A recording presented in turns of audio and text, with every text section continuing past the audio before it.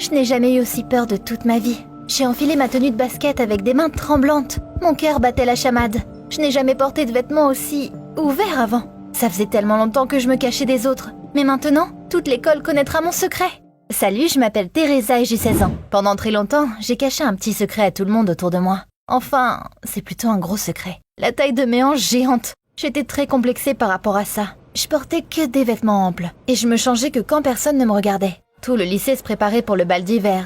Et je ne faisais pas exception. Avec ma mère et ma petite sœur, on est allé au magasin pour chercher une robe élégante pour moi. Ça faisait déjà quelque temps que je marchais dans le magasin, sans succès. Quand j'ai vu la robe, c'était comme si c'était elle qui m'avait choisie. Je l'ai prise et j'ai couru vers la cabine d'essayage. Et quand je l'ai mise, je me suis dit qu'elle était parfaite. Mais elle me serrait bien les hanches.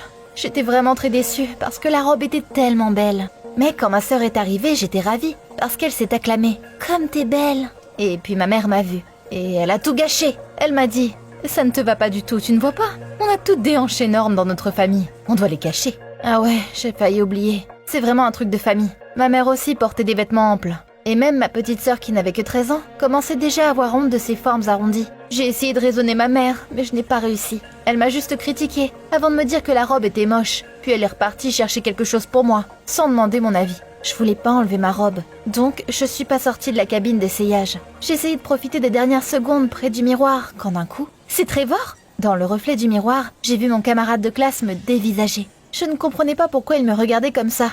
Donc je me suis cachée dans la cabine d'essayage. Je n'ai pas revu Trevor ce jour-là. Ma mère m'a acheté une robe que je n'aimais pas du tout. Mais elle avait un gros plus, on ne voyait pas mes hanches dedans. Mais bon, même cette robe que je n'aimais pas ne pouvait pas gâcher mon envie d'aller au bal. J'attendais vraiment la danse, et j'espérais de tout mon cœur qu'un garçon m'inviterait. Je n'arrivais toujours pas à sortir Trevor de ma tête. Est-ce qu'il m'aime bien? J'ai vite compris que personne ne me demanderait pour la danse. Je me souviens avoir été au milieu de mon cercle de potes. Elles étaient tellement toutes belles. Les gars sont venus un par un pour les inviter à danser. Et c'est comme s'ils m'avaient même pas remarqué. Comme si je n'existais même pas. Puis Trevor est venu. Quand je l'ai vu, mon cœur a bondi de joie dans ma poitrine. Mais dès qu'il m'a regardé, son visage s'est tordu de dégoût. Il s'est retourné et est parti. Cette nuit-là, personne ne m'a demandé de danser avec moi. J'étais vraiment triste. Je suis rentrée à la maison et j'ai fondu en larmes. La remise des diplômes était prévue dans 6 mois. Et maintenant, j'étais même plus sûre de vouloir y aller. Personne ne m'invitera au bal de fin d'année, c'est sûr. Et je ne veux pas y aller toute seule, comme une loser. Mais bon, je ne pouvais pas me laisser aller. Il y avait un événement important au coin de la rue. Un match de basket avec une école voisine. Et ma meilleure amie Kate y participait. Même si je ne faisais pas partie de l'équipe, je me suis quand même préparée. J'ai inventé des chants, dessiné des affiches. Je voulais vraiment aider Kate, parce que j'allais à toutes ses séances d'entraînement. Et j'étais pote avec toute l'équipe. Le jour du match, on est arrivé dans la salle. Les filles ont changé de vêtements, sont parties s'échauffer. Mais pour une raison quelconque, Kate était en retard. 5 minutes sont passées, puis 10. Et il restait de moins en moins de temps avant le match. Tout le monde commençait déjà à s'inquiéter sérieusement quand Kate nous a appelés. Elle nous a dit qu'elle était tombée dans les escaliers et qu'elle s'était tordu la jambe. Elle ne pourrait donc pas jouer. Tout le monde était littéralement écrasé, parce qu'il n'y avait pas de joueurs de réserve dans l'équipe à ce moment-là. Et sans Kate, l'équipe ne sera tout simplement pas autorisée sur le terrain. Il y avait un bourdonnement d'excitation dans les gradins, car tout le monde était très inquiet. Et puis une des filles a une idée. Laisse Teresa jouer à la place de Kate. T'es venue à toutes les séances d'entraînement. Tu sais quoi faire. C'est mieux que la disqualification. Oh non, pas ça. J'avais peur rien qu'en pensant aux petits shorts serrés. Évidemment, j'ai commencé à trouver des excuses pour ne pas jouer. Mais les filles ont insisté. Donc au final, je n'ai pas pu refuser. J'ai enfilé mon uniforme avec des mains tremblantes. Je n'avais jamais été aussi stressée de ma vie. Quand je me suis retournée, j'ai compris que tout le monde dans le vestiaire me regardait, bouche bée de surprise. Mais je n'ai pas eu le temps de comprendre ce qu'ils pensaient. On devait monter sur le terrain de basket. La partie a commencé et tu sais, à la surprise générale, je jouais vraiment bien. J'ai toujours aimé le basket. Du coup, je jouais dans mon jardin les soirs. J'aurais même intégré l'équipe si je n'étais pas aussi gênée par mes formes. Mais à ce moment-là, j'ai oublié tout le monde, et même mon apparence. Ça faisait totalement longtemps que je rêvais de jouer au basket, et maintenant, enfin mon rêve est devenu réalité. Le match était vraiment tendu, et on était au même nombre de points à quelques minutes de la fin. Je me souviens que j'avais le ballon entre les mains, et j'ai d'un coup réalisé que la victoire ne dépendait que de moi. Et au même moment, tous mes complexes m'ont rattrapée. Comme frappée par la foudre, je me suis souvenu que j'étais en short et que tout le lycée était au courant de mon secret. J'ai regardé autour de moi et j'ai réalisé que les yeux de tout le monde étaient rivés sur moi. J'ai couru, lancé le ballon et j'ai raté. La défaite. J'ai été la première à retourner au vestiaire. Je pensais que les filles m'engueuleraient. Mais quand elles sont arrivées au vestiaire après moi, elles m'ont toutes serrée dans les bras. Apparemment, nos adversaires étaient une équipe très très forte et les filles étaient persuadées qu'elles allaient perdre. Donc elles n'avaient jamais même espéré être aussi proches de la victoire. Et le plus important, c'est qu'elles ont aimé ma silhouette. Pendant que je me couvrais timidement d'une serviette, les filles discutaient entre elles enthousiastes et m'ont même comparé à Kylie Jenner. Le lendemain, alors que j'étais assise en cours, le directeur est entré dans la classe et m'a invité à l'accompagner. Je l'ai suivi dans le couloir et je sais pas pourquoi, mais j'avais vraiment peur. C'était sûrement à cause de la défaite d'hier. Quand on est entré dans le bureau, j'ai vu un homme inconnu. Imagine un peu ma surprise quand j'ai appris que c'était le directeur d'une agence de mannequins. Monsieur Marder était le père d'une des élèves de l'école. Il m'a dit qu'il m'avait remarqué au match hier et qu'il avait besoin de filles avec une telle silhouette à l'agence. J'étais sous le choc. Quand je suis rentrée à la maison, j'y ai longuement réfléchi et surtout, j'ai douté. Je n'ai rien dit à ma mère, elle n'approuverait jamais ça. Mais j'ai décidé d'en parler à ma sœur. Elle était ravie pour moi, car elle-même rêvait depuis longtemps de devenir mannequin.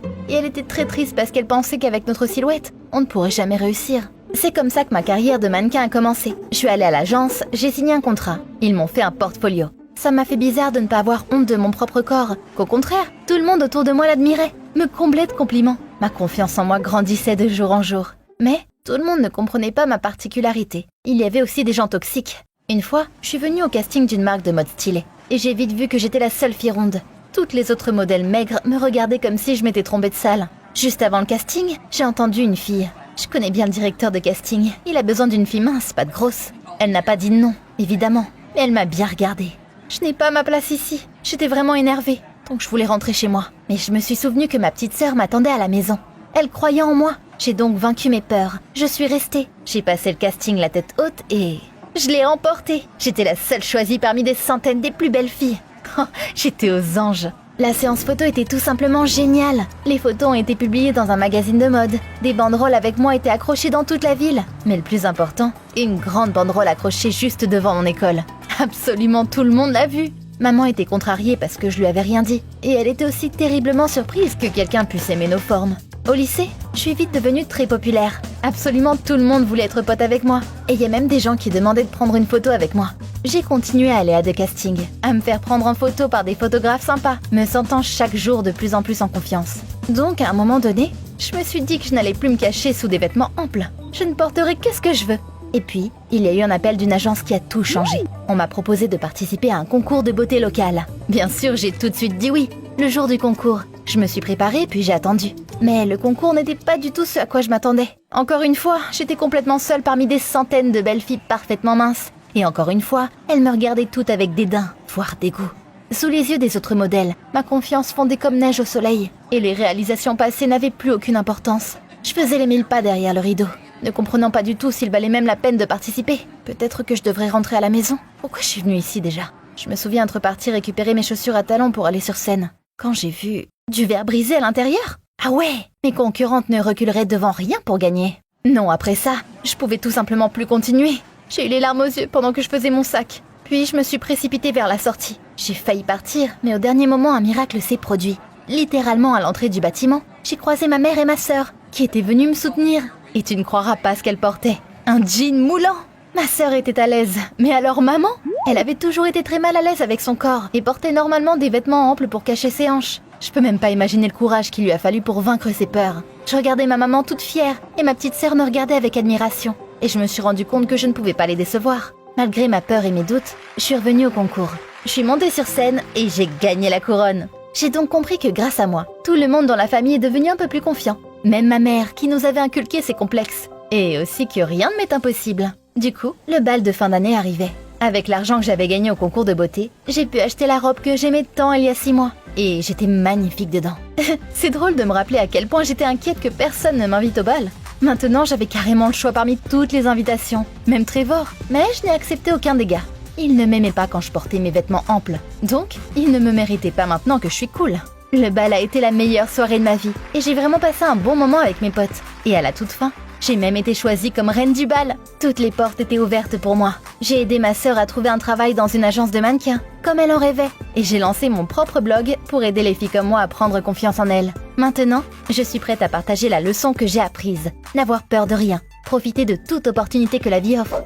Et aussi, n'écoute personne et n'hésite pas, parce que chaque personne est belle à sa manière.